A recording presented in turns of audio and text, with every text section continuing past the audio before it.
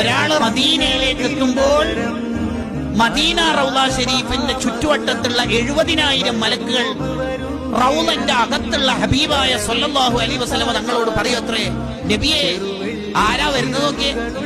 നമ്മളെ പലതവണയായി മൂപ്പത്തിയുടെ സ്വലാത്ത, മൂപ്പരുടെ സ്വലാത്ത തങ്ങൾക്ക് നമ്മൾ എത്തിച്ചേക്കണം.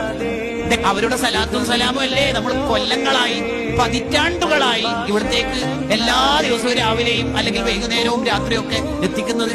അതാ അവർ ഉടലോടെ വരുന്ന അവരുടെ സ്വലാത്ത സാധാരണ ഇവിടെ എത്താറുള്ളത്, നമ്മളല്ലേ എത്തിക്കാറുള്ളത്.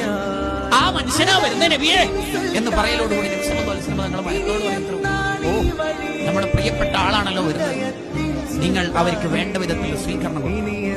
അവരെന്ത് ദുആ ചെയ്താലും ആമീൻ പറയണം. അള്ളാഹുവിനോട് പറഞ്ഞ ആ ആവശ്യങ്ങളൊക്കെ പൂർത്തിയാക്കി കൊടുക്കണം.